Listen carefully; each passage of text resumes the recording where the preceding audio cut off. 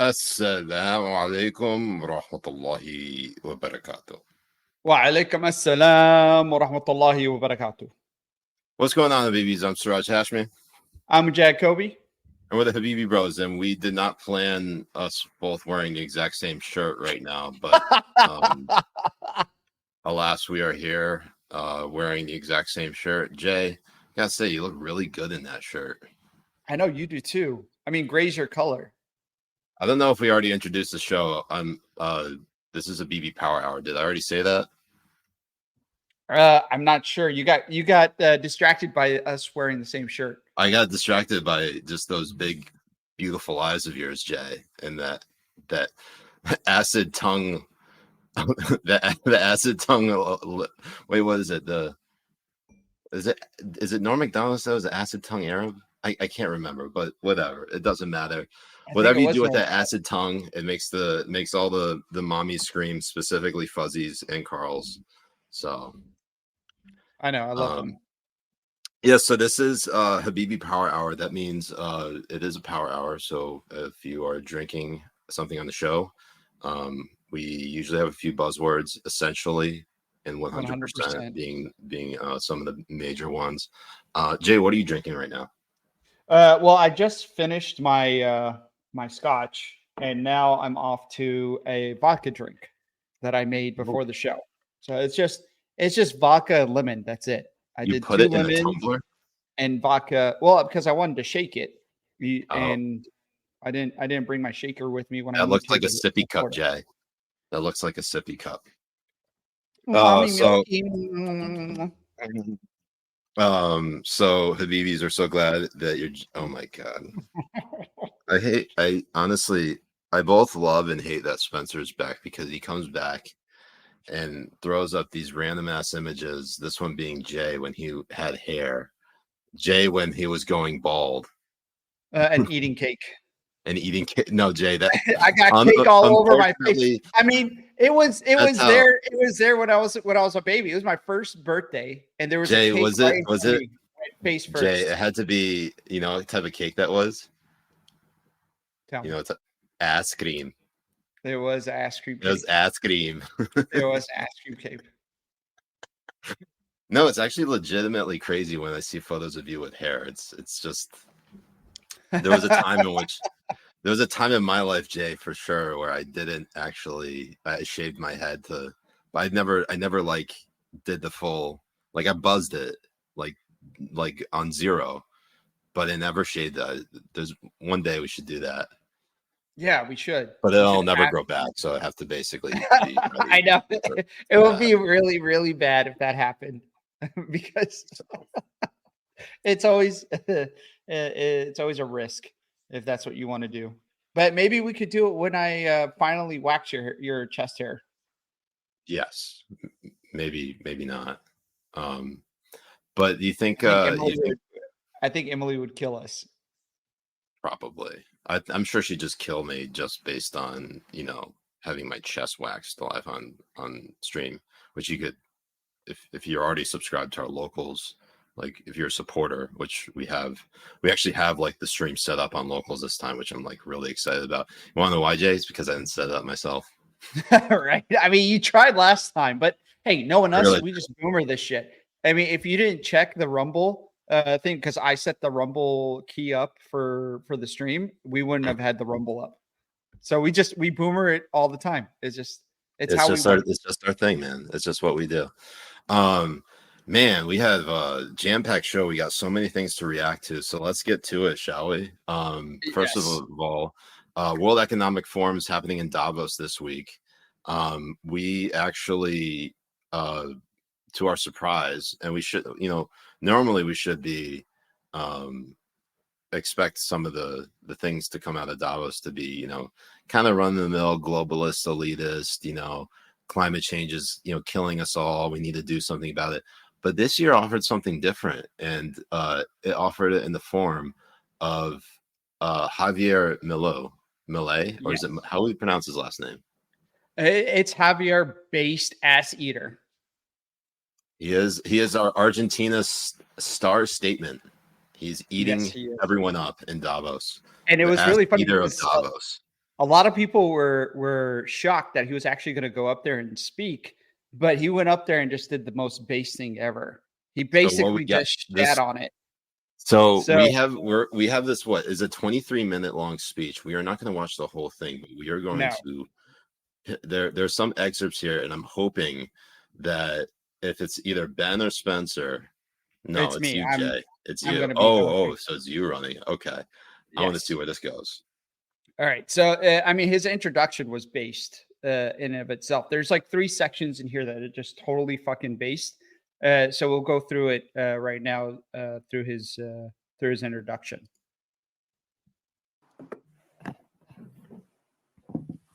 Already the most base thing he's ever done. Wait, what? It's like watching a movie. Buenas tardes. Good afternoon. Muchas gracias. Thank you very much. Today, I'm here to tell you that the Western world is in danger. And it is endangered because those who are supposed to have to defend the values of the West are co-opted by a vision of the world that inexorably leads to socialism and thereby to poverty. Unfortunately, in recent decades, motivated by some well-meaning individuals willing to help others, and others motivated by the wish to belong to a privileged caste, the main leaders of the Western world have abandoned the model of freedom for different versions of what we call collectivism. We're here to tell you that collectivist experiments are never the solution to the problems that afflict the citizens of the world. Rather, they are the root cause. Do believe me, no one better placed than us, Argentines, to testify to these 2 points. When we adopted the model of freedom back in 1860, in 35 years we became a leading world power. And when we embraced collectivism over the course of the last 100 years, we saw how our citizens started to become systematically impoverished, and we dropped to spot number 140 globally.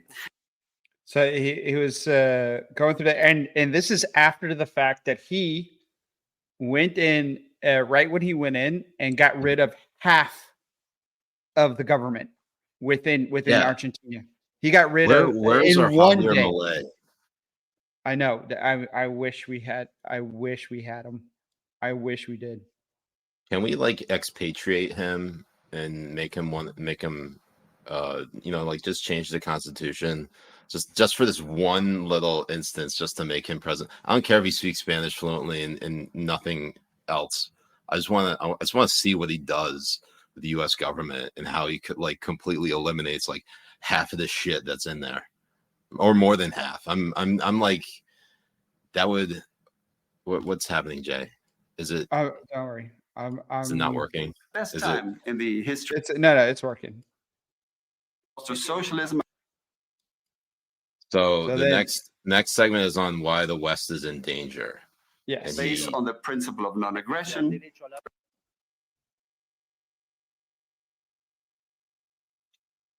Thanks a lot, Elon. What a great platform. Elon needs to fix this shit. He needs to fix it. But there are people, when you actually post on here, you can actually do timestamps. Really? You can. And they'll go straight to the right timestamps. But for some reason, in terms of distribution in free countries, are better off than social benefactors who, far from appropriating the wealth of others, it's coming up at 10:26. I'm just going to keep it going. It's 10:26. Yeah, it's going to be talking about why the West is in danger, and he's making fantastic points, and he's doing it to these globalist faces, right to their faces. I mean, it is without a doubt that the people in this room that have been to the World Forum have destroyed the Western values and have destroyed Western economies over and over again. Asking why I say that the West is endangered. And I say this precisely because in those of our countries that should defend the values of the free market, private property, and the other institutions of libertarianism, sectors of the political and economic establishment, some due to mistakes in the theoretical framework and others due to a greed for power are undermining the foundations of libertarianism, opening up the doors to socialism and potentially condemning us to poverty, misery, and stagnation. It should never be forgotten that socialism is always and everywhere an impoverishing phenomenon that has failed in all countries where it's been tried out. It's been a failure economically, socially, culturally, and it also murdered over 100 million human beings. The essential problem in the West today is not just that we need to come to grips with those who, even after the fall of the Berlin Wall and the overwhelming empirical evidence, continue to advocate for impoverishing socialism. But there's also our own leaders, thinkers, and academics who, relying on a misguided theoretical framework, undermine the fundamentals of the system that has given us the greatest expansion of wealth and prosperity in our history. The theoretical framework to which I refer is that of neoclassical economic theory, which designs a set of instruments that unwillingly or without meaning to ends up serving the intervention by the state, socialism, and social degradation. The problem with neoclassicals is that the model they fell in love with does not map reality, so they... It's so good to see him say these facts right to their faces. To their faces. To their face. Just like the way I come on Fuzzy's mom's face, he is stating these facts right on their faces.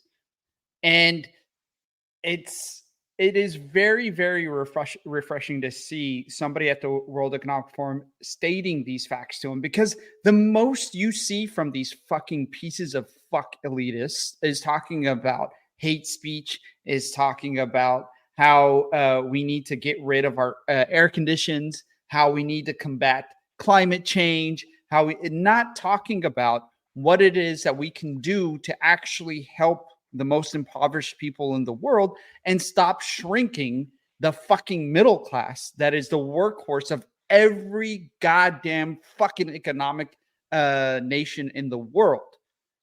But they hate them.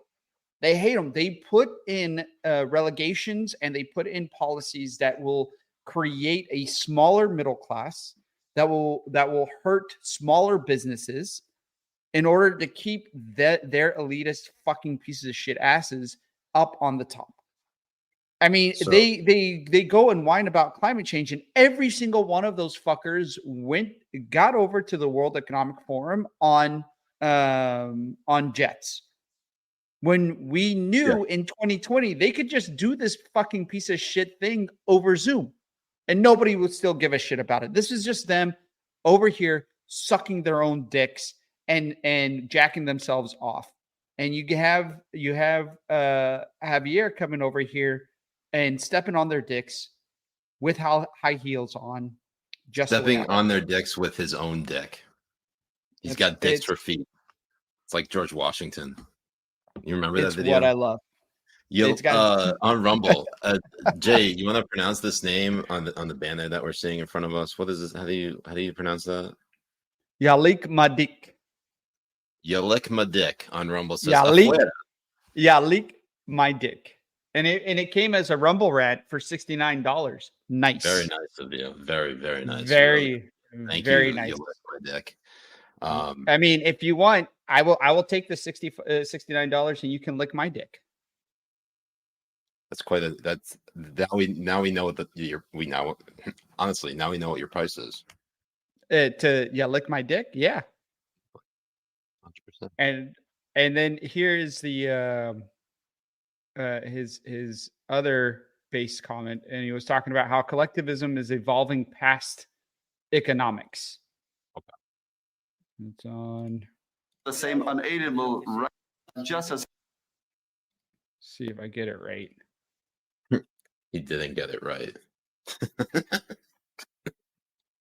Almost. No, I think what I like the most about Javier is that luscious mane that he has on his mop right there.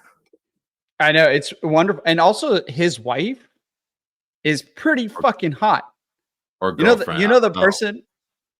No, I think maybe the girlfriend. Yeah, not just. I mean, makes out with her like in so many different ways, and like really gives it to her.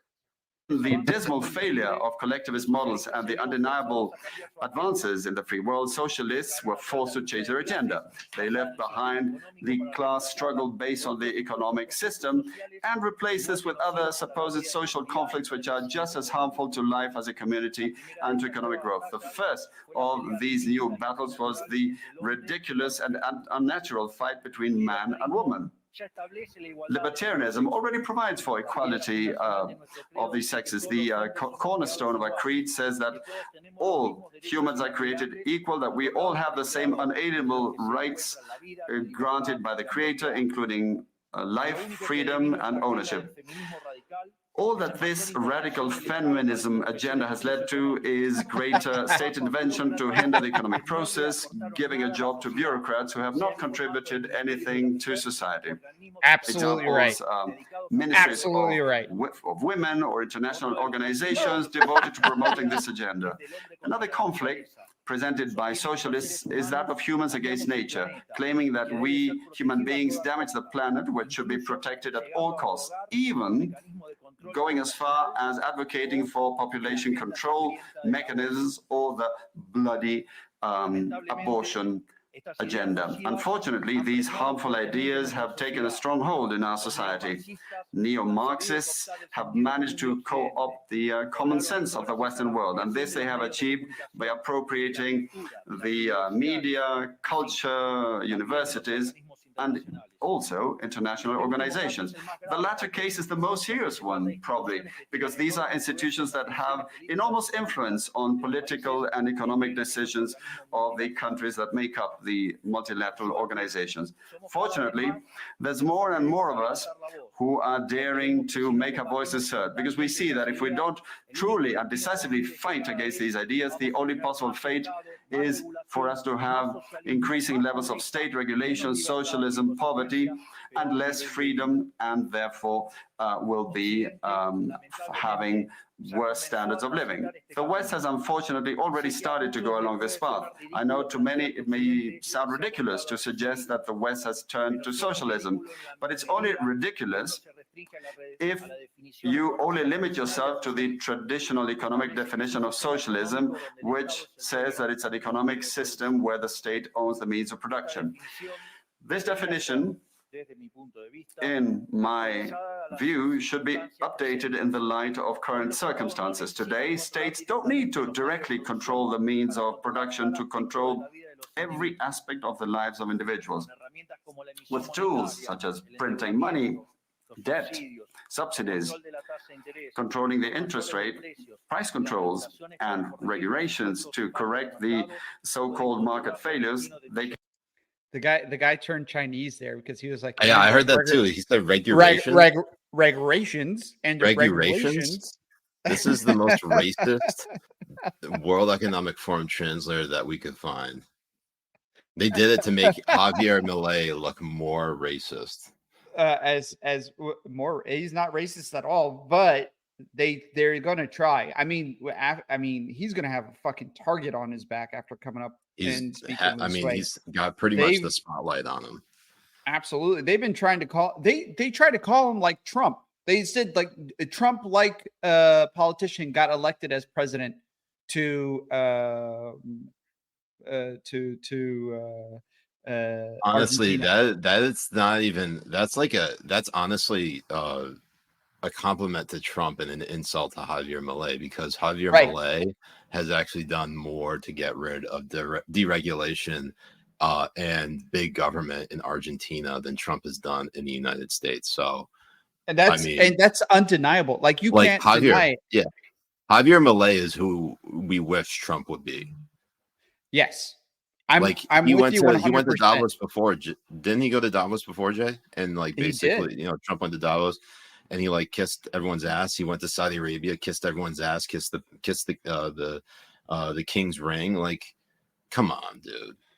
I know. And like it clearing the swamp. And when you say you're going to get rid of the swamp, is exactly the way Javier has done it. He went in, he got rid of half the government, right? Then the things that we don't fucking need. He got rid of them. He just sign of a pen, because most of those things were created with the sign of a pen and can be dismantled with the sign of a pen. Right. Things that have not been established by Congress can be get rid of if it was done by executive order. So then you can go in, just get rid of them. Start signing papers, put your signature on them, closing those departments, getting rid of the bureaucracy, and getting rid of all of these different departments and everything. Yeah. And the one thing that he was talking about that's really a danger is things like DEI as well. And it's one thing that you have to get rid of these institutions that are embedded now within corporations, embedded in our schools. These are the collective institutions that are brainwashing the students in universities and is allowing things to fester outside of it. Because you remember back in 2016, even further back, we're like, oh, this is only on in college campuses. It's a phase. It's a phase. It's not gonna bleed into the real world. We're not going to see it. No, not at all. And then you go and you watch a Disney movie, and someone who's a character that's supposed to be white is now a black amputee, queer. Indian person and queer. Yeah. And now transgenderism. I mean, there's still a clip that I love watching that is from I think it's Prager University. So the guy from Prager University, I don't know his first name, but he was on Bill Maher. Is it the old guy, the guy who founded it? Yes. I forget his first name. Dennis Prager. So Dennis Prager was on Bill Maher in 2015, 2016. And he stated that they are going to start demanding you to accept the notion that men can menstruate. And he was laughed at by the whole crowd, by Bill Maher, and then now Bill Maher is like reversed 100%, like 180 on this issue. I gotta tell you, I used to laugh a lot at Dennis Prager, and I think it was around COVID time. I went back and looked at some of his stuff. I was like, holy shit, he was right. It's just, there are many times where I'm like, oh man, Dennis Prager was just so far ahead of his time. Right. Sometimes the PragerU post can be a little bit corny, and that's why I largely would be joking and ripping on. But I respect Dennis Prager, and I think what he's done is immensely helpful, not just for young people, but young parents who are raising young children and giving them the tools to be able to teach them, about, traditional family values, whatever those values may be. At least those values were what separated Americans from the rest of the world. There were things that, you take care of your family, you take care of your community, and you work as hard as you can, because the American dream, while it might be dead to many, it's still alive to some. And the fruits of your labor, you'll see them, given how much time and effort you kind of put into what it is that you are doing. And I think we've gotten so sidetracked with things that Javier Milei mentioned. I love that he went after feminism for one thing. Right. He's he basically said communism and socialism, it would, the whole central tenet of that is everyone's equal, right? But he's like, well, if you needed things like feminism in a place that's already heading towards socialism, then clearly communism and socialism doesn't put people on the level playing field. Everyone's level playing field is being fully impoverished and without nothing. Basically, the entire goal of the World Economic Forum: you will own nothing and be happy. Yes, and Carol Roth wrote a fantastic book with that exact same title. We should get her back on. We got to read that book and get her back on. We really have to, because it's very, very true. And there's some level of that here in the United States still. I mean, especially with things like property tax. Property tax is one of the, you don't own property. You don't own anything. You buy your house, but if you don't pay property tax, what happens? If you buy it, you pay the full fucking price for that piece of property, and every year you have to pay property tax on it. So do you really own that property? Well, what if you don't pay the property tax? What are they called? They say that you're evading tax, or did they just fine you, or what? What is it that they do? I'm not actually fully up to speed on my Law and Order. I don't watch a whole lot of Law and Order, Jay, so I don't know. You watch Suits, so you know this front to back, right?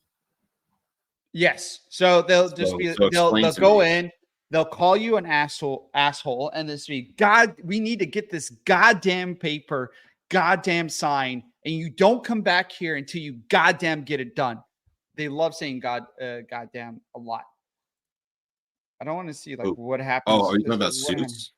It's because they can't. It's Suits. It's on TNT. They can't allow much more, leeway. Like they can't say shit, fuck, or bit. Well, they could say. You could probably say bitch now on TV and get. So then, so a lien will happen on your property, and basically, if somebody buys that lien, they take over the property. So you lose it. Okay, you lose your property. Lien, exactly what I was thinking, but I wasn't entirely sure. This is one of those things.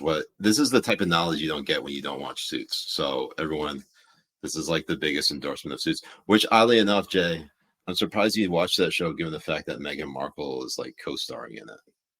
Yeah, but she's very hot in that show. First of all, secondly, she's also a slut in that show, and thirdly, like she's hot. I mean, we don't have to say. I mean, it's okay to say whether or not a person's hot or not. And also, like in that show, she's not really that preachy and shit too. So it's well, yeah, she's acting. She's acting. Yeah, she's acting. But another thing that happened at the World Economic Forum as well, the trust the science people and the shit on your religion people had a actual witch cast magic spells on the panelists. Oh no, I haven't seen this yet. So they had a shaman come on because they're probably on indigenous or stolen land or whatever the fuck. Bro, they probably built Davos on a pet cemetery. I went bet that Davos right there.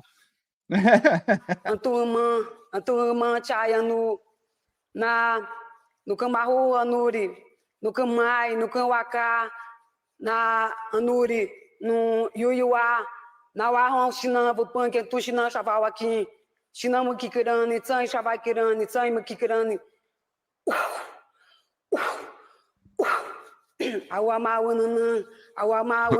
watch her like actually have smallpox, Jay. She's just like blowing it onto the crowd.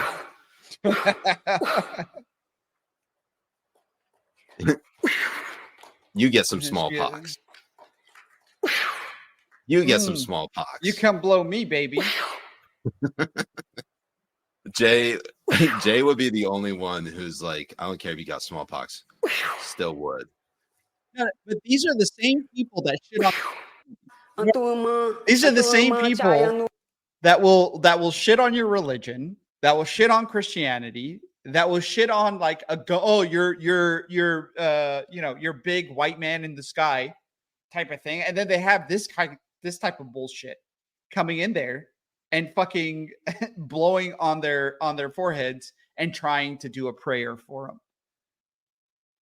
It's actually really funny because there was another video that I don't know if we still have it here on our streaming service, but there was several years ago it was on the level of like a vaccine song, but it was specifically at Davos, and it was someone who was singing like almost ululating Jay about something of some sort, and now I can't remember what it was. Do you happen to remember? It was like an opera singer of some sort, right? No, I wouldn't have. I mean, do you still have them in the band and stuff? Because usually you're like, oh hell yeah, and you will play that shit. Yeah, I do, but of course I lost a step for some reason. Nice. And Cold Beer 69 says that's Elizabeth Warren's pastor, and Elon Musk also came out with this banger as well, saying like, "Wow, I didn't know Elizabeth Warren was at Davos or Davos." Oh, it was actually That's a last year, banger. Jay. It was last year. There was actually an Israeli artist performing at Davos. Let me see if I could get Davos. this. Israel. See if I can here.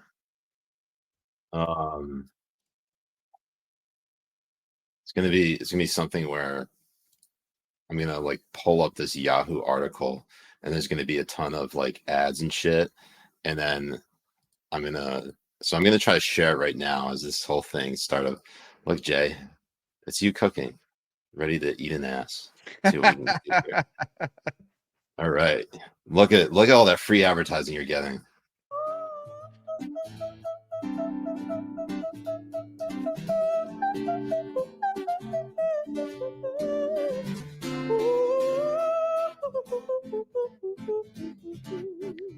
The funny thing is that every woman does this when I eat their ass.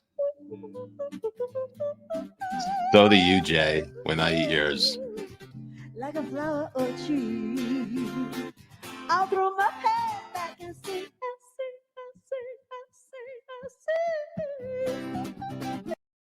Jay, I'm curious. This happened in Davos 2023. Do you think this is why Hamas attacked them? And now we're pro Hamas. I don't know. This still slaps. Oh hell yeah. Okay, so and wow, Jay, we went a whole 30 minutes talking about Davos. Davos. Before we wrap our conversation up about Davos, there was another point that you were going to make, were you not? No, I was going to like just clarify, we're not pro Hamas, like absolutely. Oh yes, we're not. We're very much anti Hamas. Yes, we are. But if they saw that video, I mean, we get it. Okay, Jay, hold on. Let's clarify here. Okay, we're obviously anti-Hamas, pro-tunnel though. Yes, pro-tunnel. But here's the thing: you don't know which tunnel. Could either be Hamas or the Jews in Brooklyn. I know. I mean, that was an insane story in of itself. And, I mean, it was definitely. We talked to the Ask a Jew pod. We asked the girls from there like what they actually thought about it. We talked about it on a previous show, but specifically it was like a one-off. It's not like a sign that there's like systemic tunnels all around New York City where only Jews have access to. That obviously would be feeding into an anti-Semitic trope, which we don't do here. No, not at all. I mean, some people got mad over a joke I said about it, but when we have the Jews. When we have the Jews on, hopefully next week, we'll touch on that as well. Yeah, we're ramping up. We're definitely off to a hell of a start for 2024. We got a lot of fun. A lot of fun. Shows we are. I mean, we're on a hell of a start, but also the world is on a hell of a start because Iran did a strike into Pakistan, and they claimed that the reason why they struck Pakistan is because they were hitting a spy military op place, and Pakistan said they were going to respond.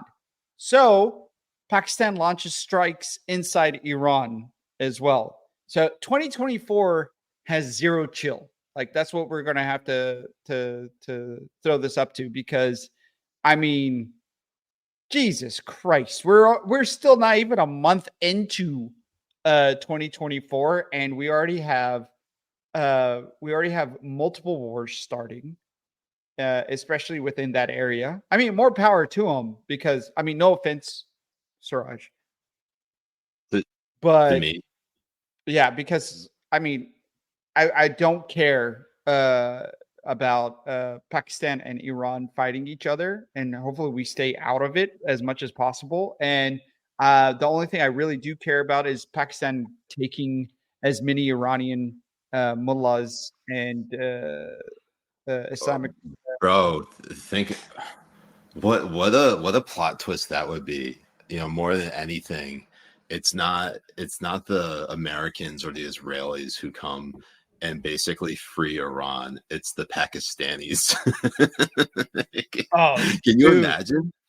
Oh my God, you would hold that over Yashar for forever. I would hold it over forever. Well, yeah, of course I'm absolutely forever. He'd be like, "Fuck you, Packy," and you'd just be like, "Well, who liberated your country?"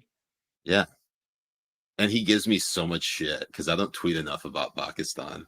Because I know. Well, it's so funny. He tries to give me shit too because of like how much anti like Hamas I am, and also like I know you and I we have a pod together and all that kind of stuff.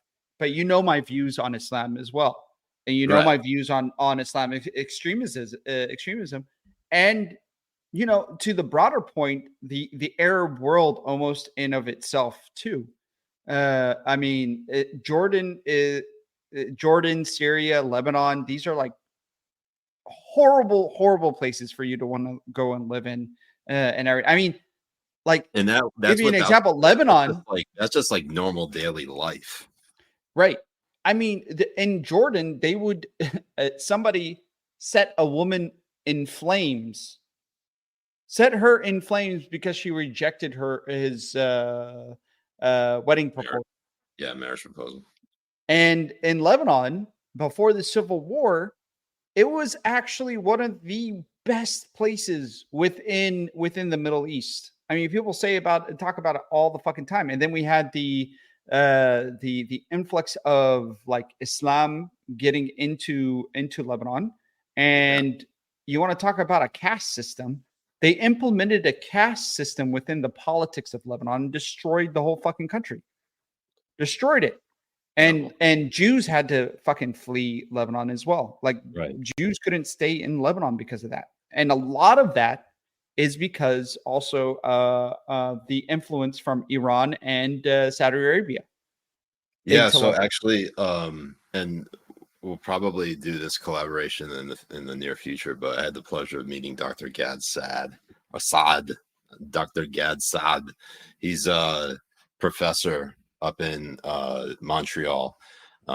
He came down and visited Sarasota, and I had the pleasure of chatting with him.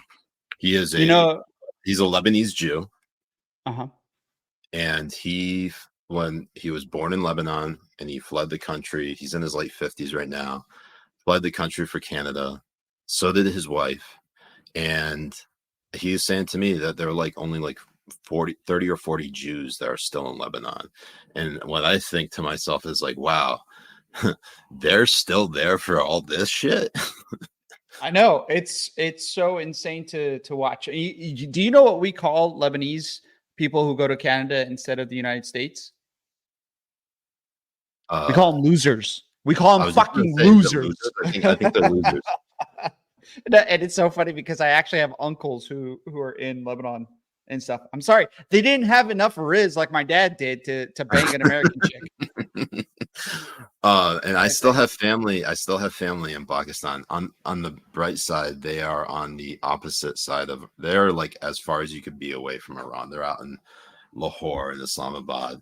But they're very close to India, and they're not too far away from Afghanistan. So you can imagine how nerve-wracking at least the 2000s were post 9/11. When there was like rising terrorism in different cities in Pakistan, just simply because Al Qaeda had escaped and the Taliban took them in Pakistan, and basically there were just suicide bombings everywhere, car bombs, suicide bombs. Thankfully, none of my family was ever affected by it. But when you're like so far away from it, you're like, shit, like how close is that to really anyone that I know? Like that could have been anyone. Right. I mean, and that bomb that went off, what's it called? And it wasn't a bomb, it was an explosion in Beirut on the port, right? It was a fire. It wasn't a fire. It started off as a fire and then it was a massive explosion. Yeah, because of stupid fucking Hezbollah and them storing a bunch of ammunitions like with no oversight on it. That's actually what it was. Hezbollah, yeah, Hezbollah is one of the main reasons why Lebanon is a complete shithole. It really is. I lived there for 5 years when I was living in the UAE, and it is a complete fucking shithole. They got invaded by Syria, then they had a civil war, and the electricity goes off for 4 hours every day. It's I mean, getting hot water is difficult, and you're living on a mountain that gets fucking cold and shit. Like it's not an easy life to live. Yeah, this was the explosion. Insane explosion. Insane. There was also there was a video of a person having a wedding in Beirut when this happened too.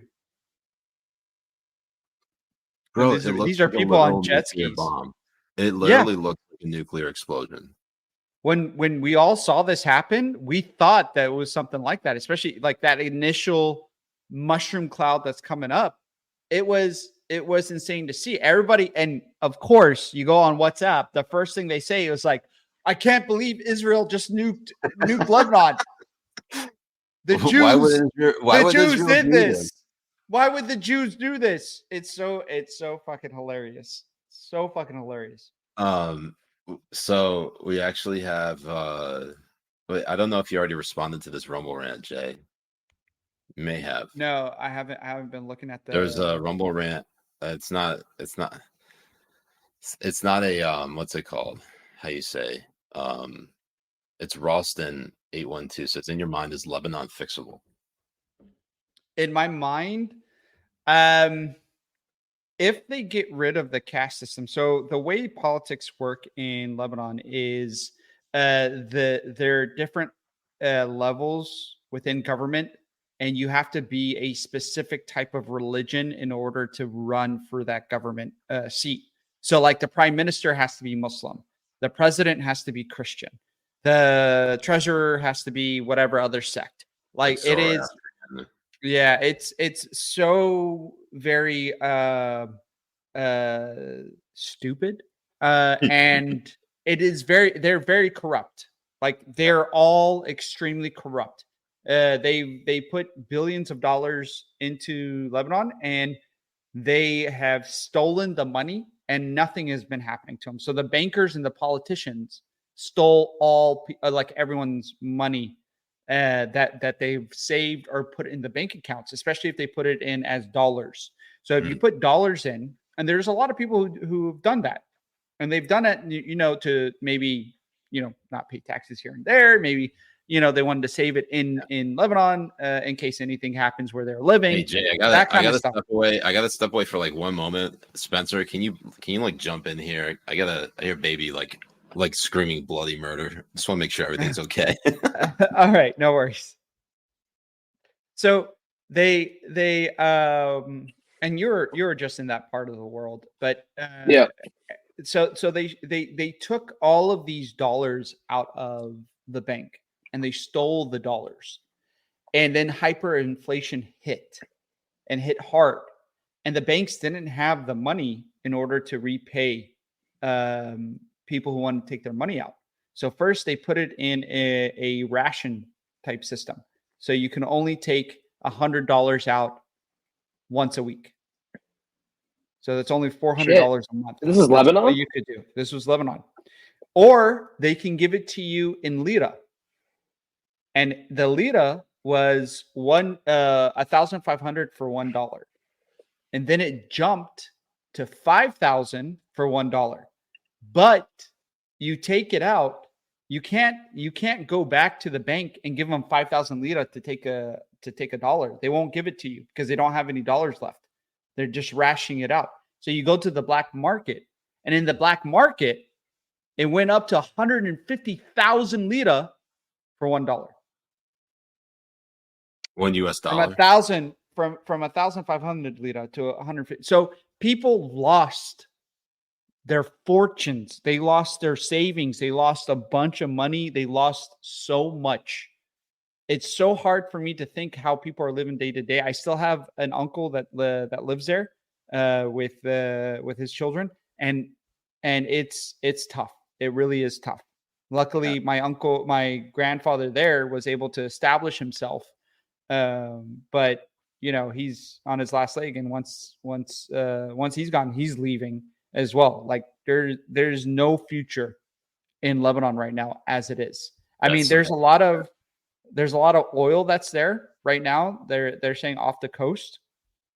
But Iran and Saudi Arabia have so much influence there that they're going to take the biggest cuts. They have so much, like the politicians are in the pockets of Saudi Arabia and Iran. Just like there's a lot of politicians here. I mean, that are in the pockets of China.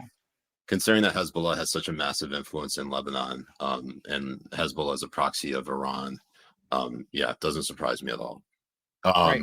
In the midst of all this, what we have happening, so Pakistan, which is actually a nuclear power, I've said it before on the show, I was there in Pakistan 1990. So I lived there from 95 to 2001. So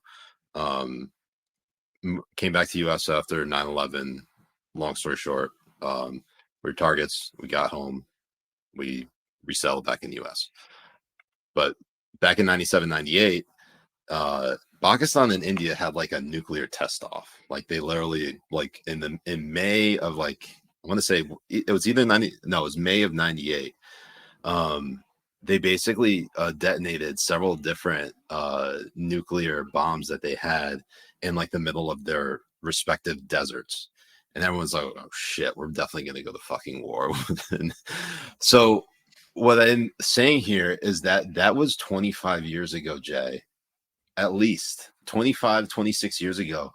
That is how long Pakistan has had nuclear weapons. Iran is still trying to develop them. Does Iran really want to fuck with Pakistan? I ask you this, like, this is not a fight. This is not a fight that Iran's going to win. And I say this knowing how, like, how goofy like the Pakistani military is. Like, we're some goofy motherfuckers. I mean, hello sir, how are you? Good meet you.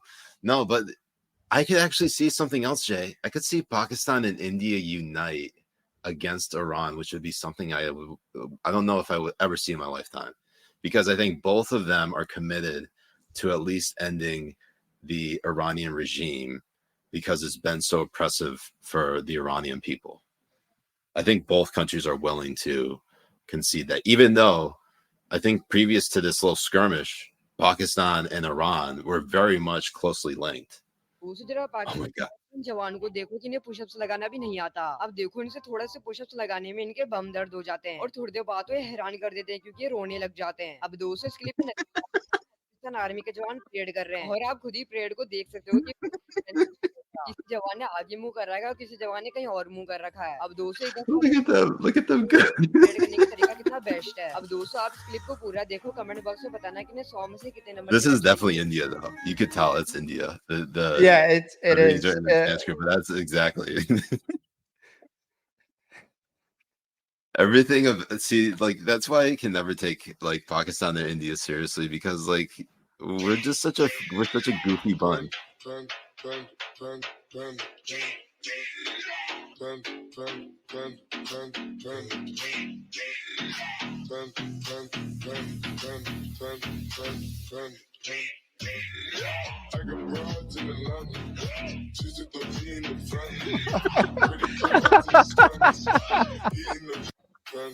This is making fun of. This is the change of the guard, like how they have in North Korea, India, Pakistan, India border.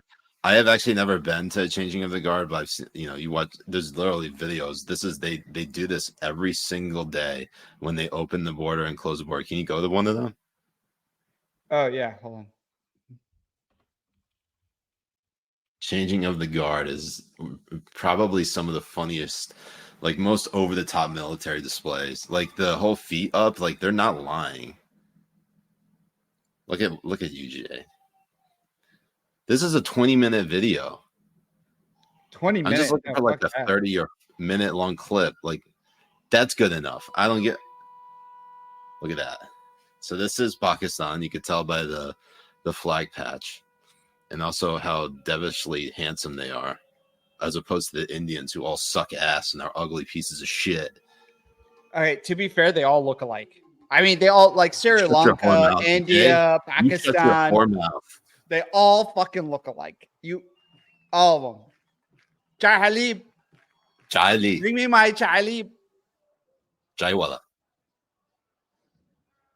See, look at, she's picking their nose.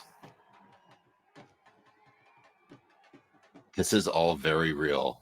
This is not even an exaggeration. Look and they all go and watch this shit. Like, the Marines, the changing of the guard go after each other for the soldier with no name. Oh yeah, and the guard of the soldier with no name in Arlington, Virginia. Yeah, you're saying it's just like this? 100%. Look at this, 100%, all in a straight line.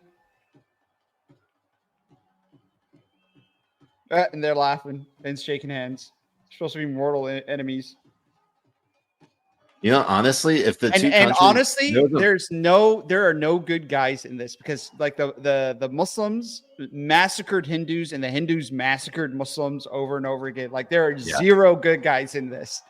Like everybody has blood on their hands, which is why we go anywhere outside of India and Pakistan, like every Indian and Pakistani knows, like they're actually like pretty much compatriots, because there's very little difference between the two sides, with the exception of mainly one is a Islamically run government and the other one is led by Hindus.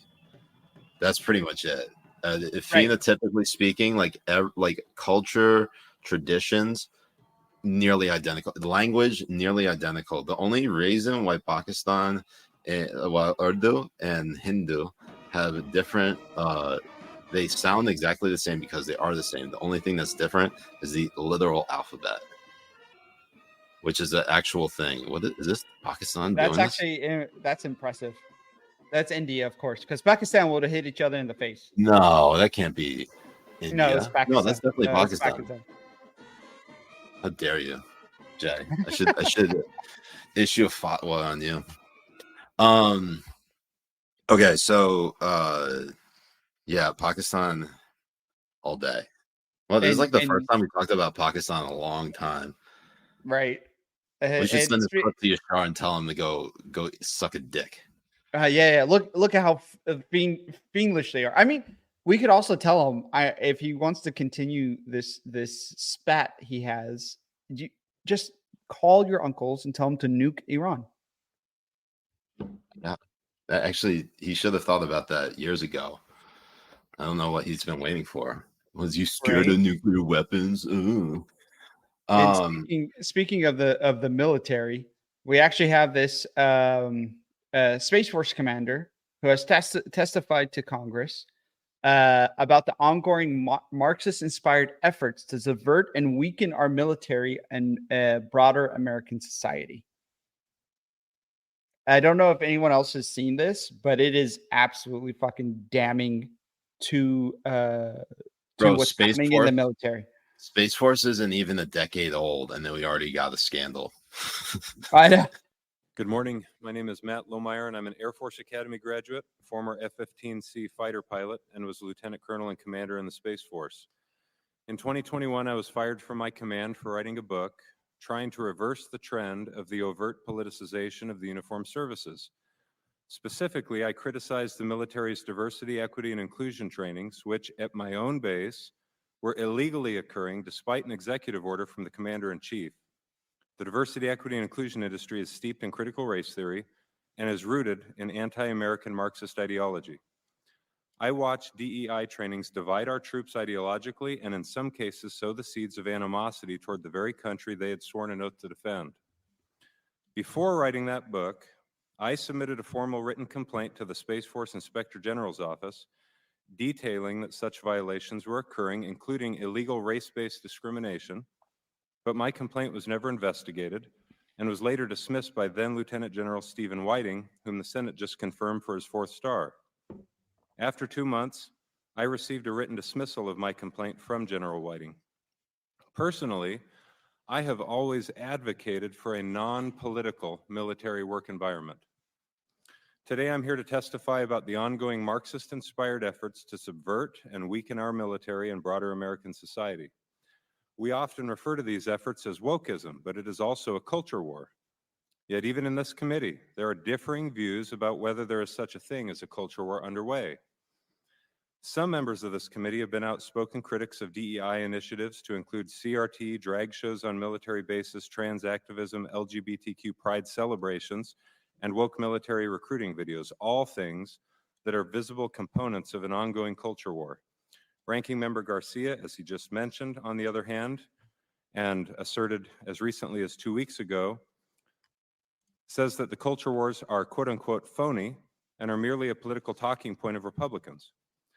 It's nothing if not incredible for a member of this subcommittee to assert that culture wars are phony, while another member, who's not present at the moment, of this committee as a member of the so-called Progressive Squad, was herself a Black Lives Matter organizer and activist, an organization whose publicly avowed ideology is Marxism, and whose activist ambition is social and cultural revolution. Service members who wear the uniform of their country do not want to see these things in the military workplace. They don't want to see them at their bases. In most cases, this is true regardless of their race or their political worldview. Despite that reality, Pentagon officials requested $140 million to expand woke diversity initiatives in fiscal year 2024, double what it's been the previous 2 years. There are few things taxpayers such as myself feel less essential to the mission of the United States military than expanding diversity mandates and indoctrination. And now an important point. Such aggressively opposed ideological worldviews competing for institutionalization through policy epitomizes and formalizes what is properly termed a culture war. The fact that these debates now infect the U.S. military workplace is an offense to people like me who love their country and all people regardless of their race, gender, sexual preference, or background. So one thing he mentioned was Black Lives Matter. And it's just funny. You hardly hear about anything Black Lives Matter related because it's all, the new culture war that's being fought is over DEI and I think trans rights in schools or gender affirming care. Sorry, trans rights is that's what the left wants to talk about.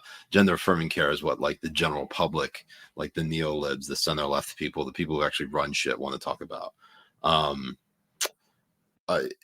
We see how Black Lives Matter is just sort of fizzled out of like the main discourse. Like, Jay, when was the last time you heard of a unarmed African American man or woman being gunned down by a police officer?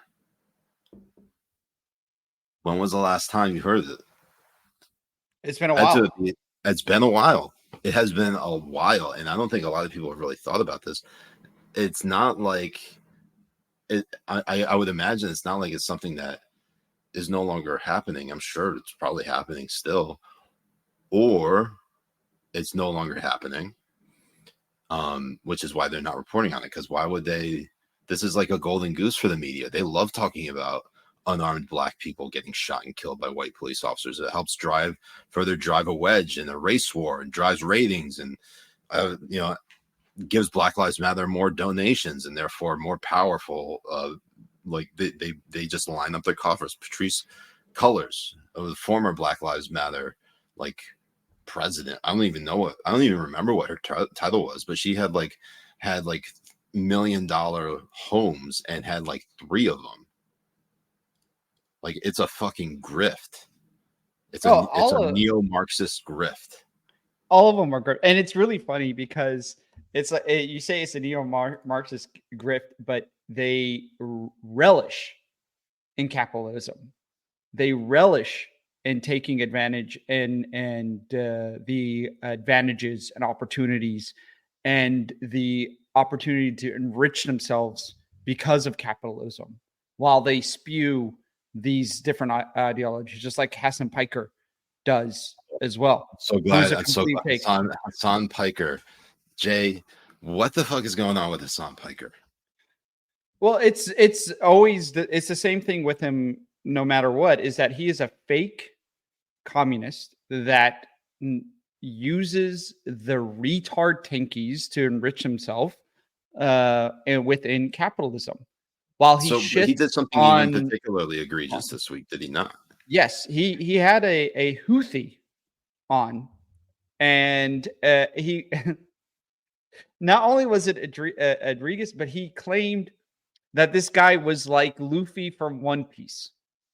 That he and if you don't know this, One Piece is an anime, one of the most popular animes to ever exist, and it's based around this character Luffy, who fights the world power to go out and be a pirate, and who likes to try and take different communities out from authoritarianism.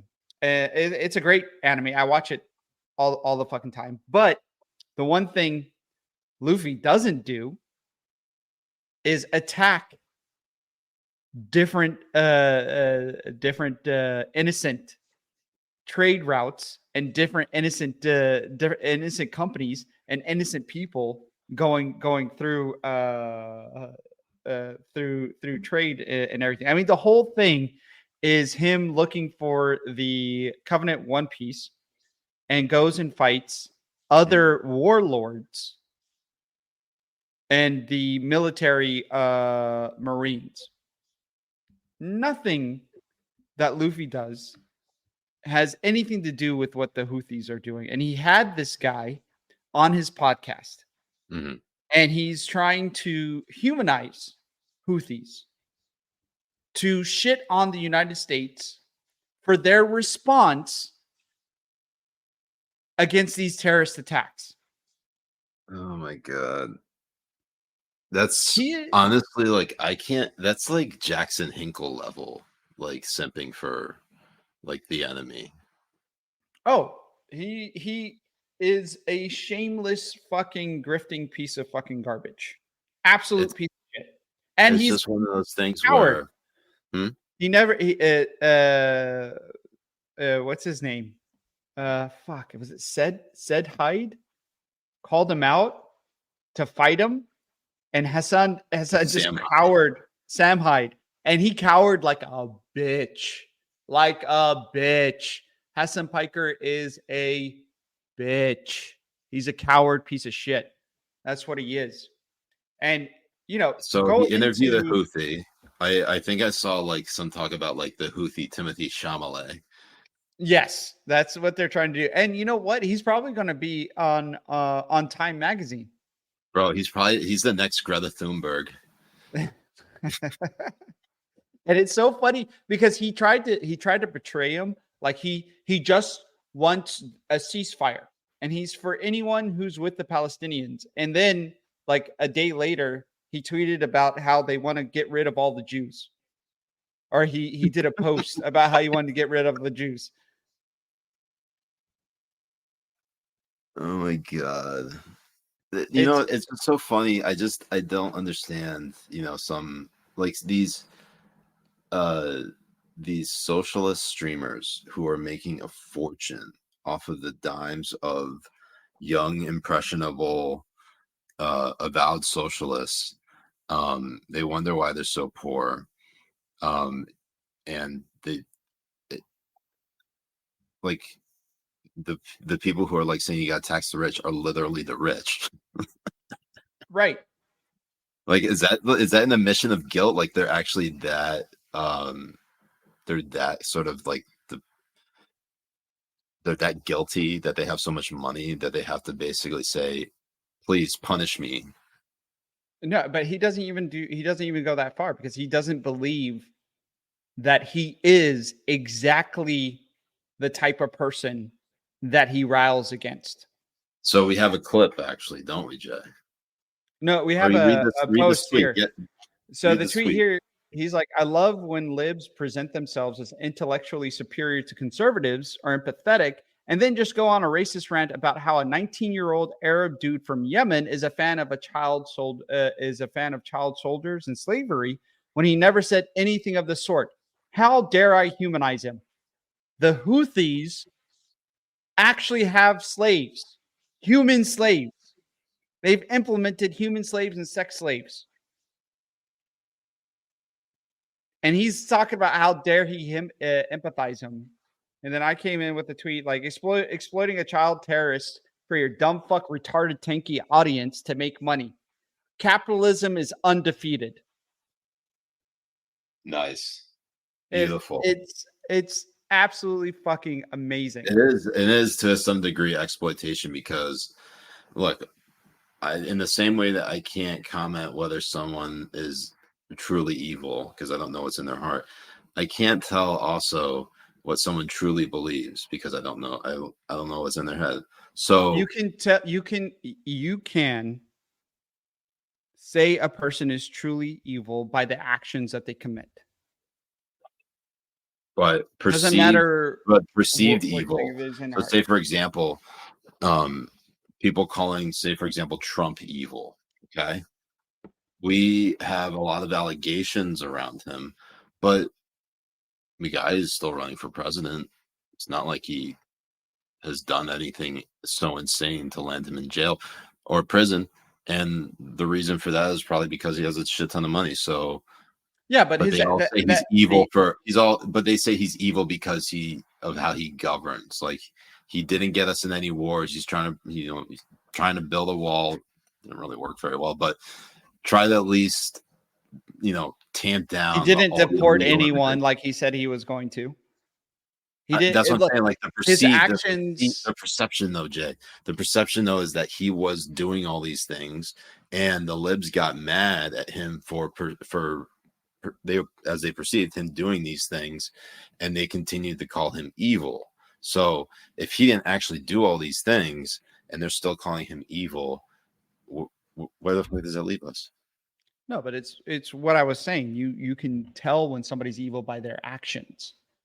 Doesn't matter what they say, but if their actions are evil, then you can say that these people are evil, no matter their intent. 100%. Like these people in DEI, these people who are trying to say, men can be women and let people live their lives and all that kind of stuff. Their intent may not be evil, but their actions in implementing these stuff are evil. So they are evil people. They're deluded. They maybe can be convinced that their actions and what they're advocating are evil, and they can change course. But their actions are evil, and intent, and them themselves are evil. Like right, AOC, the Squad, these type of people. I would say it actually your point that the road to hell is paved with good intentions. The new New England Patriot head coach is evil. Black.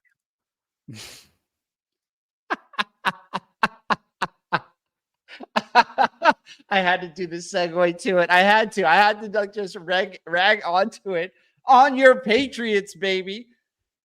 Your new head coach is already making headlines, and not for all the good reasons at all, but he came in talking about how I do see color, because I believe if you don't see color, you can't see racism. Okay. All right. Hold on one second, Jay. It's not like Gerard Mayo told the social media intern to tweet out this clip. Did he?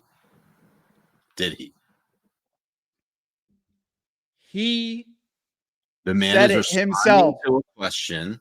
The likelihood that the social media intern is a young lib heard that and said, "Oh, this is going to get a lot of traction and a lot of engagement, and also possibly some controversy." You're a true fan. I love how you're trying to spin it. I love it. Your years in the Washington Examiner are coming to fruition.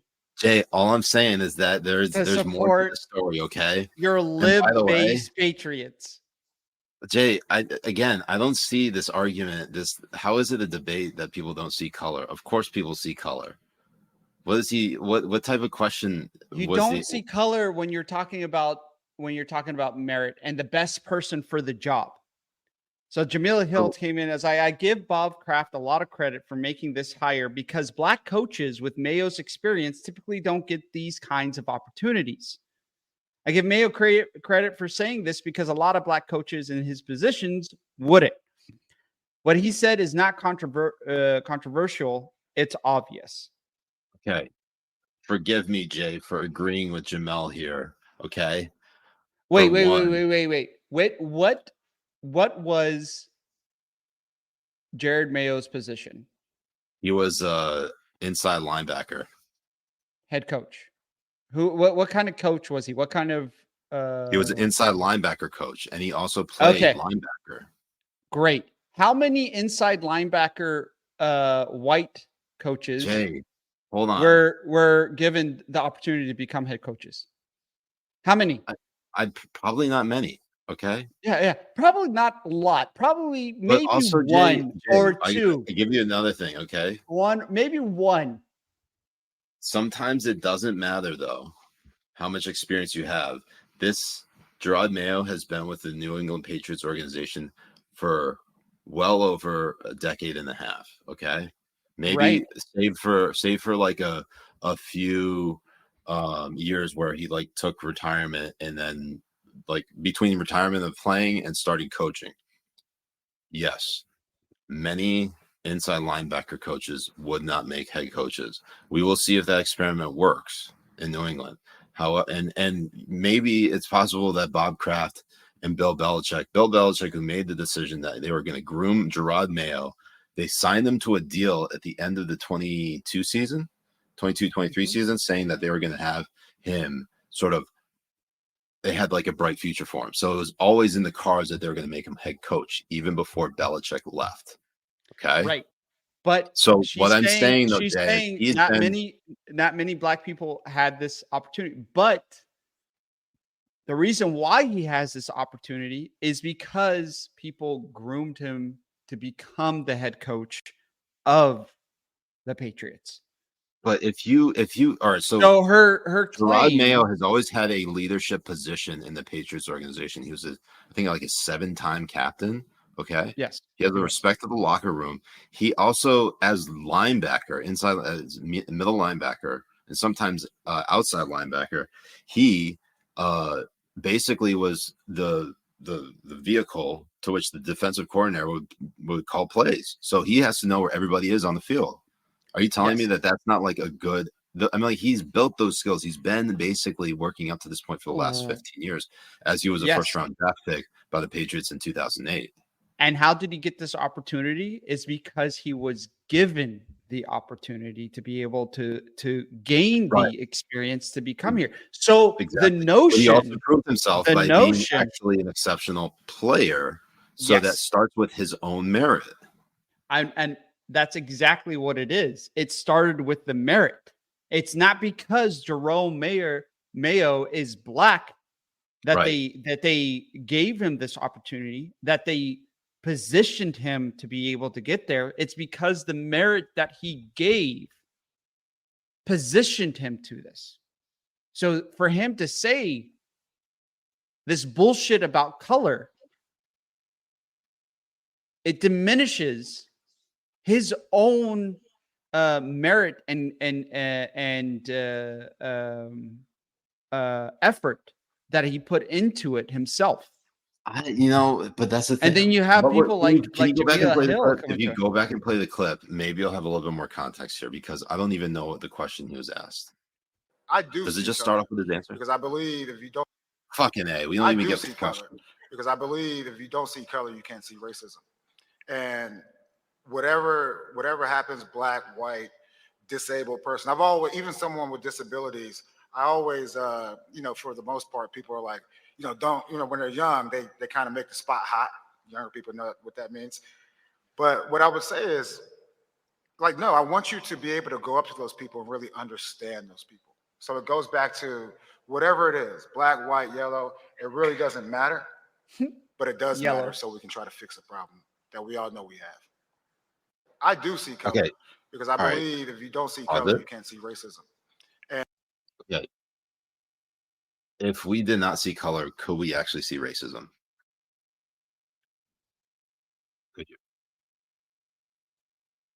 Yes, you could still see that you there's could see racism without color. There is different forms of bigotry, but that's not racism. Dude, when it comes to, like, for example, the DEI that they're trying to push Let's for, talk about let's just talk about Europe for Jay. airlines, About, for airlines as well. Okay. Like, they're trying to push to make sure that there's more women and people of color pilots. I don't give a flying fuck what kind of color or if they have a penis or not when they're flying my plane.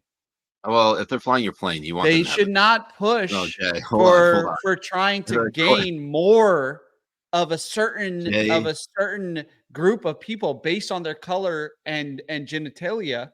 Jay, rather than their skill. No, hold on, Jay. I know that comment's bullshit. You want to know why? Because you would never let a woman be your pilot. You would hijack a plane. You would hijack a plane and fly it into a building before you let a woman fly a plane. 100%. Well, I mean, the only thing is that they have going for them is that you don't have to parallel park a plane. That's true. That is true. So the thing, like, for example, the Texan head coach as well. He's a rookie head coach. Right. He was a linebacker. Right. For Texans. And then and now he's and he's gained the experience through his different positions. And he's only 39 years old. And he is the head coach of the Texans, and they're doing as well as as they're doing. Nobody gives a fuck that he's black. Nobody cares. They care about his the way that he's been able to see the game and coach this team that has been a laughingstock. I mean, you want to talk about like the Lions being a laughingstock? The Texans have also been a fucking laughingstock in the NFL. The Texans, the Texans less so. Like, I don't really consider them like a legit franchise until I would say like till fairly recently when they started, they went through after their initial like sucky period, then they went to success, and then they peaked at like the divisional playoff round, and then they sunk back into the abyss. Like when they had and developed like good talent like JJ Watt. They have a lot of good draft picks. Jadeveon Clowney. Is it DeAndre Hopkins? Yeah, DeAndre Hopkins. Yes. What's his name? Oh God. Arian Foster. A bunch of these players that like you like and you want to see play more. They brought in a lot of star power, or they developed a lot of stars, I should say. So that was when I started considering the Texans to be a little bit more legit, and the fact that they've sort of come back up through a rebuilding phase where they were dead last in the league last year, and they get the number 1 draft pick and they get the second draft pick. Yes, because Carolina got Bryce Young, and Texans got CJ Stroud, and ended up being so much better fit. Mm-hmm. So much better. And the way I was just gonna say, DeMeco Ryans, he actually was a defensive coordinator for the 49ers before becoming a Texans head coach. And his view of the game is fucking amazing. There's a clip of him on the hot mic before the Texans got that pick. He went to his corner and he told him, "This is exactly what's going to happen right now. This is the play that they're doing. This is where you need to be, and you're going to get a pick." The next play is exactly what happened. It was an amazing, amazing thing to watch. So Ben, who probably wrote this, if it wasn't Spencer, because Ben's the resident Bears fan, he said the Bears were the worst team last year, Siraj. I'm sorry. I really don't remember. They had quite a turnaround, though, with this season, despite not making the playoffs.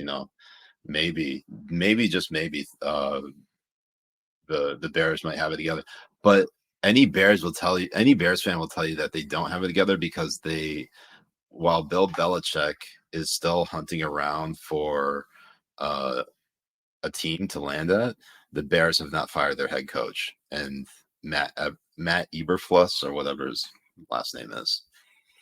It's just funny, Right? But to your point, Jay, about D'Amico Ryans, he at least was defensive coordinator before he was head coach, and which Gerard Mayo was it. So let me Spencer, can you jump in here? I gotta get one thing. I'll be right back. I just want to shout out the fact that Carl was the worst in our fantasy league. He was from Ohio, and that's what happens when you're from Ohio. I mean, you can't really play the fantasy league that well. And now that we have the local streams up and everything, we've been doing watch parties on the games. So when we do the fantasy Habibi Fantasy League next year as well, we're gonna have a lot of people be able to join that fantasy league too and watch it with us. And it's gonna be a fucking shit show because we're gonna watch people absolutely crumble when their players are not doing well during the fantasy league. But it's a lot of fun. And being part of the fantasy league has got me to where I am right now when it comes to knowing what I'm talking about when it comes to football. And I think I'm pretty good for right now. I mean, don't ask me like what the head coach was 15 years ago or like who the best player was, 20 years ago or some shit like that. Like, no, I won't know that kind of garbage. Well, Jay, you want to talk about the fact that I kicked your ass with checking my roster? No. And now you're not going anywhere. You can't get out of this one. You can't just hurl a bomb and then leave. No, you're staying. What did I miss? Sorry, I didn't get something. No, we were talking about the fantasy league, and then yeah, he was the last place on fantasy football. All right, next year we're gonna have to have if I look. It seemed like a last minute thing for Spencer to go study abroad for last semester, pretty much the entirety of football season. So I get that he didn't check his fantasy roster or his team because he had a lot more other important things going on. But if he ever does that shit again, he's out the league. Yeah, just kick him out. I mean, that's what I was saying too when I was playing him, because I had all my my players on bye, and then all of my backups got injured. So I had nothing. I had nothing to play him against. It was absolutely garbage. And I told Carl, who was the commissioner, to just bench the rest of his players because he's not really playing. And he didn't do it because he's from Ohio and it's all rigged. Even though he came in the last place. Jay, actually, so you put up a poll on our locals. Let me just show the Habibis this because obviously our first topic, even though he came in the last place. Jay, actually, so you put up a poll on Javier Milei at Davos, the World Economic Forum. Can you pause the stream, please?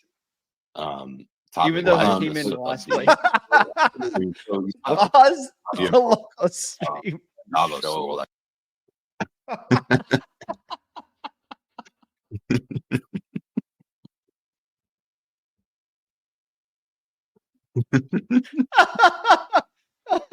I'm sorry, were you hearing everything that was being said? Everything that was being said. It was just like double speak the whole fucking time. Oh, fuck. I pray for anyone who goes back and listens to this on the replay. They're like, what the fuck are they doing? Okay, this is like the type of clip that we did on Twitch all those years ago, where we were basically just doing something like this. Because look, it just keeps going and going. I really just wanted to show you the poll that's happening right now, and on our locals, and vote on who is sexier, Javier Milei or Donald Trump. And it's right now 10 for 10, Javier Milei. Which makes me feel bad. I think I might vote for Trump. Wait, I can't change it. No, cancel vote. There we go. Now it's not. No, don't worry, Don. This next nut is for you.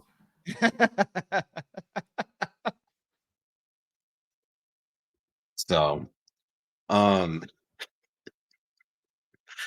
can't believe I did that, Jay. Again, that's classic us. Classic us. It's classic us. We're wrapping up here though, Jay. I really wanted to say this about Jared Mayo. Now, I'm sure a lot of people want to focus on race just because they need a culture war to fight. But I actually think Mayo is going to be a much better coach than people give him credit for. And the reason I think that is because he's been there for 15 years. And I think he knows better than most what works and what doesn't in that organization. He's well connected. He commands respect.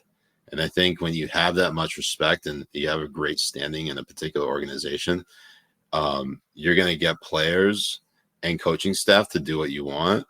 And basically the idea of, it really all boils down to leadership. I think it actually is going to be a really good coach for the Pats. And that's just I'm not trying to be biased here because I'm a Pats fan.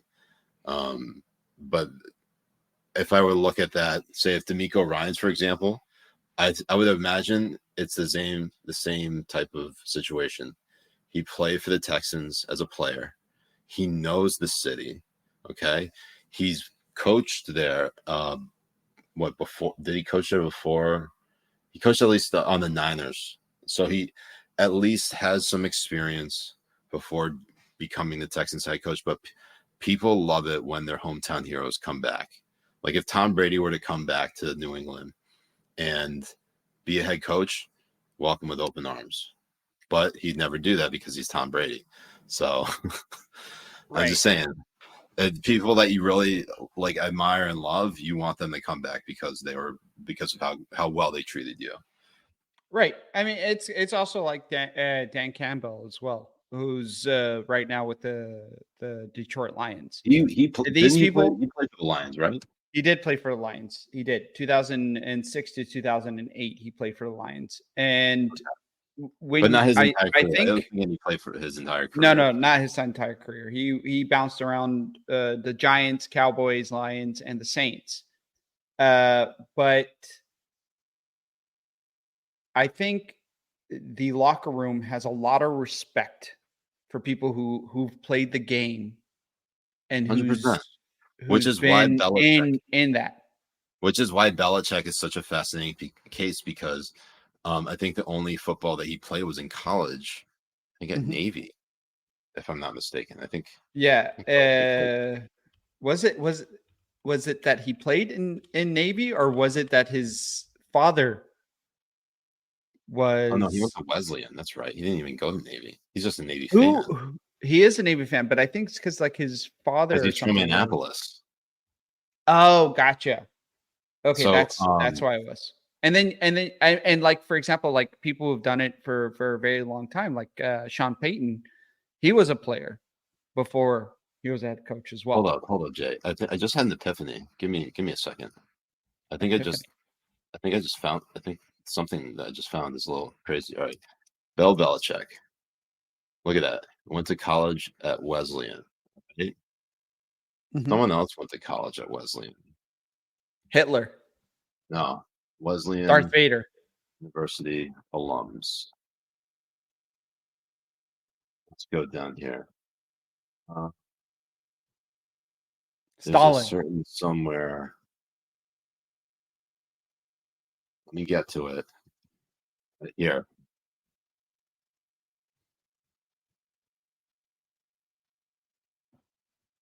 It was right here. Motherfucker.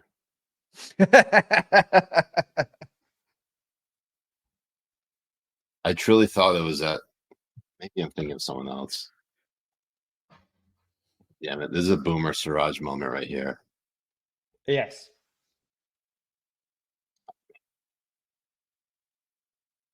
Damn it. I missed it by just a hair, Jay. You know who I thought went to Wesley? Who? Hillary Rodham Clinton. Oh, but It gets worse. She didn't go to Wesleyan. She went to Wesley College. Oops. Almost had a massive leap right there. Saying that. Oh no, go back to Hillary. Go back to Hillary. That one. Go back right there. She looks like she did anal in college.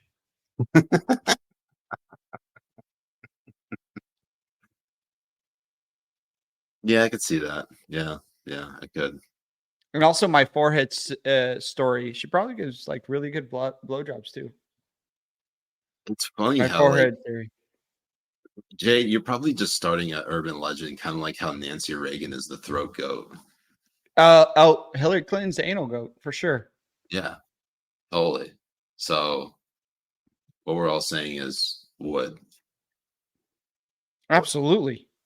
So Habibis, it's been 90 minutes. We try to keep these at least 69 minutes long, but we got some fun news that we're going to share with you, I'd say in the coming days as we've firmed things up. But at the very least, we want you to make sure you stay tuned. Stripes 92 on Twitch says, yo, who won the List 2023 contest? Actually, it's still ongoing. Let me pull it up before I forget, because it is one of those things where if you don't go vote in it, it's you miss out, really. So let me go ahead and share my screen so you can see here. This is actually 2 days left in the final four. So we got Exhibit 1. This is candidate number 1, Gretchen Felker Martin, tweeting out, can pretty safely state that Bin Laden and I did not agree on much, but blowing up the World Trade Center is probably the most principled and defensible thing he ever did. Going up against Hindustani Lion, and I think he's besmirching Pakistan by including the Pakistani flag, because if he's Pakistani, how could he be Hindu? It probably exists. Honestly, he's not one of us. Disavow. Anyways, he tweets out, if you're a girl, your father definitely imagined having sex with you as you went through puberty, probably numerous times, and you're delusional if you think otherwise. Currently, so bad. Currently, Hindustani Lion is ahead 52.5% to 47.5%. So he's ahead by 5 points. Okay. These are the last. This is the other matchup in the final four. BLM Chicago tweeting out the image of the Hamas paragliders that say, I stand with Palestine, written with the caption, that is all that that is it. God, I fucking hate that tweet so much. Just how I constantly butcher that sentence. Matthew Rife is the last of the four. He tweets out, 6 million? How? Their new numbering system only allowed for 999,000 at the most during World War II. If a German mechanic was caught with a hammer in his toolbox, he was put to death. This is because they were highly detailed people who pride themselves on accuracy, yada, yada, yada. As you can tell from that, it's like that to me, that's the number one tweet. Like that's a tweet that I think is gonna win it out. You think this one? Which one? This one. You think this one? Well, yeah, let's I think see. This one's gonna win. BLM Chicago. Shit. 63.8% to 36.2%. Damn. So there's 2 days left to vote. So go ahead, find the list. Comes for all account. And if you're listening or watching this on the replay, that should be this is January 18th, 2024. January 20th is when this is going to be wrapped up, at least before the championship. Championship, I imagine, is going to be 6 days, 9 hours. Yeah, so you have a whole week to vote in that. I think that's fair. Yeah. So, anyways, so thank you all to those who tuned in. We appreciate all the love. Make sure you go hit that like, that follow, join, all the buttons. Check our socials all in the description. And we will see you. Jay, are you doing anything on Sunday? Are you doing the Sunday stream? Yeah, I'm gonna do the locals playoff stream. So we're gonna do a local watch party to watch the rest of the playoffs and see how we already made our predictions for this weekend, didn't we? In the last episode. Yes, we did. Okay, yes, so if you haven't watched that, because we got to balance. We can't talk about playoffs now. Go back and watch Tuesday's episode. That's episode 201. We get to talk about our divisional playoff preview and who our picks are and how Super Wildcard Weekend went for us. Yes. Long story short, wasn't good. Okay, Habibis, love you. Peace and salam.